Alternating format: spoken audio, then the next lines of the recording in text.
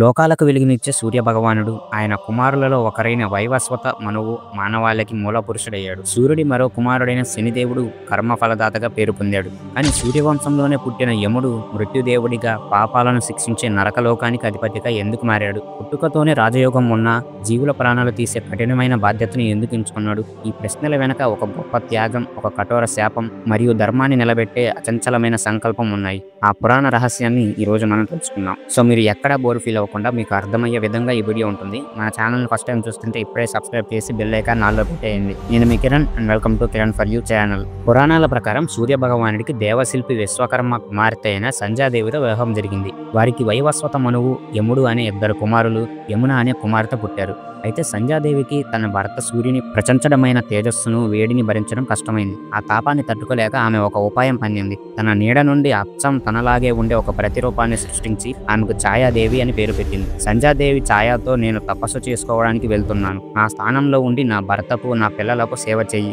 కానీ ఈ రహస్యం ఎవరికి చెప్పవద్దు అని చెప్పి తపస్సు చేసుకోవడానికి వెళ్ళిపోయింది. సూర్యుడు ఛాయనే తన భార్య సంధ్య అని భావించి ఆమెతో జీవించసాగాడు. వారికి సావర్ణి మనువు, శనైశ్చరుడు అనే ఇద్దరు కుమారులు, తపతి అనే కుమార్తె జన్మించారు. ఇక్కడే అసలు కథ మొదలైంది. ఛాయాదేవికి తన సొంత పిల్లల మీద ప్రేమ ఎక్కువై సంధ్యా పిల్లలైన యముడి పట్ల చిన్నచూపు చూడటం మొదలుపెట్టింది. ఆమె పక్షపాతాన్ని బాలుడైన యముడు సహించలేకపోయాడు. ఒకరోజు ధర్మగ్రహంతో తన సవతి తల్లి అయిన ఛాయాతో, అమ్మ, అందరికీ నువ్వే తల్లి కదా, మరి మా పట్ల ఒకలా, నీ సొంత పిల్లల పట్ల మరోలా ఎందుకు చూస్తున్నావు? ఇది తప్పు కదా అని నిలదీశాడు. ఆ మాటలకు ఛాయాదేవికి తీవ్రమైన కోపం వచ్చింది. తన రహస్యం ఎక్కడ బయటపడుతుందన్న భయంతో విచక్షణ కోల్పోయి, నా మాతృత్వాన్నే శంకించిన నీ కాలు కుళ్ళిపోయి పురుగులతో నిండిపోవుగాక అని ఘోరంగా శపించింది. పసివాడైన యముడు ఆ శాపానికి తల్లడిల్లిపోయాడు. తన కాలు నెమ్మదిగా శక్తిని కోల్పోవడంతో ఏడుస్తూ తండ్రి అయిన సూర్యభగవానుడి దగ్గరకు పరుగున వెళ్ళాడు. యముడు తన తండ్రితో జరిగిందంతా చెప్పి, తండ్రి, నువ్వు లోకాలకు కర్మసాక్షి. కన్న తల్లి ఎవరైనా ఇంత కఠినంగా శపిస్తుందా?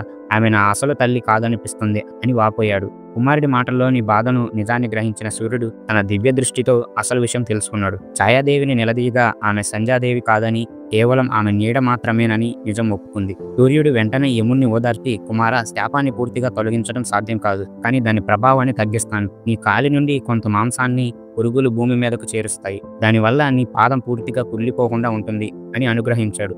ఆ విధంగా యముడి కాలుకు స్వస్థత చేకూరిన ఆ శాపం అతని మనసులోని ఒక చెరగని ముద్ర వేసింది. ధర్మం కోసం నిలబడినందుకు దక్కిన ఆ శాపమే యముణ్ణి ఒక గొప్ప ప్రయాణానికి పురిగొల్పింది. తన ఉనికికి ఒక అర్థాన్ని, ఒక పరమార్థాన్ని వెతుక్కునేలా చేసి లోకాలలో క్షీణిస్తున్న ధర్మాన్ని కాపాడే శక్తి కోసం ఆ ముక్కంటి అయిన పరమేశ్వరుని ప్రసన్నం చేసుకోవాలని నిర్ణయించుకున్నాడు. యముడు ఒక పవిత్ర పుణ్యక్షేత్రానికి వెళ్లి శివుని కోసం ఘోరమైన తపస్సు మొదలుపెట్టాడు. వేల సంవత్సరాల పాటు ఒంటికాలిపై నిలబడి గాలిని మాత్రమే ఆహారంగా తీసుకుంటూ పంచాక్షరి మంత్రాన్ని జపిస్తూ శివుణ్ణి ధ్యానించాడు.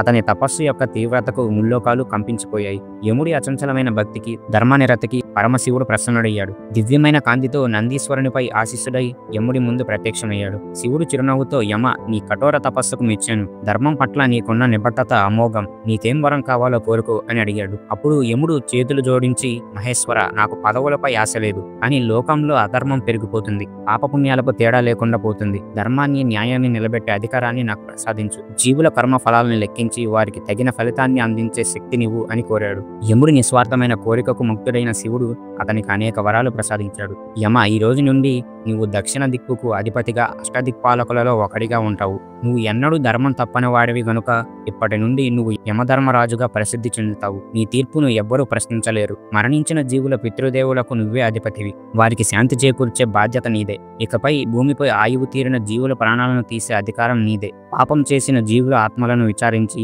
వారి కర్మలకు తగిన శిక్షలు విధించడానికి నరకలోకానికి అధిపతిగా నిన్ను నియమిస్తున్నాను. పుణ్యాత్ములకు సౌమ్యంగా, పాపాత్ములకు భయంకరంగా కనిపించే శక్తిని కూడా నీకు ఇస్తున్నాను. ఈ విధంగా పరమశివుని వరాలతో యముడు ఒక సాధారణ దేవకుమారుని నుండి సమస్త జీవరాశుల కర్మఫలాలను నిర్దేశించే యమధర్మరాజుగా నరకలోకానికి అధిపతిగా ఆవిర్భవించాడు. ఈ కథ వింటుంటే యముడు కేవలం శిక్షకుడు మాత్రమే కాదని, ఆయనలో ఒక గొప్ప ధర్మనిరతి ఉందని అర్థమవుతుంది కదా. ఈ కథ మీకు నచ్చితే ఈ వీడియోని తప్పకుండా లైక్ చేయండి. నరకాధిపత్యం పొందిన యమధర్మరాజు తన రాజ్యాన్ని యమపూరిలో స్థాపించాడు. అయితే కోట్ల జీవుల పాపపుణ్యాల లెక్కలు ఒక్కడనే చూడటం కష్టమని యముడు గ్రహించాడు. దీనికి పరిష్కారం కోసం బ్రహ్మదేవుని ప్రార్థించగా బ్రహ్మ తన తపశ్శక్తితో తన శరీరం నుండి ఒక దివ్య పురుషుని సృష్టించాడు. బ్రహ్మ మనసులోని ఆలోచన నుండి రహస్యంగా జన్మించాడు కాబట్టి అతనికి చిత్రగుప్తుడు అని పేరు వచ్చింది. చిత్రగుప్తుడు యమునికి సహాయకుడిగా ప్రతి జీవి యొక్క పాపపుణ్యాల ఖాతాను నమోదు చేసే బాధ్యతను స్వీకరించాడు. యముడు తన వాహనమైన దున్నపోతు మీద చేతిలో కాలదండం, యమపాసం ధరించి యమభటులతో కలిసి పాపుల ప్రాణాలను తీసుకెళ్తాడు.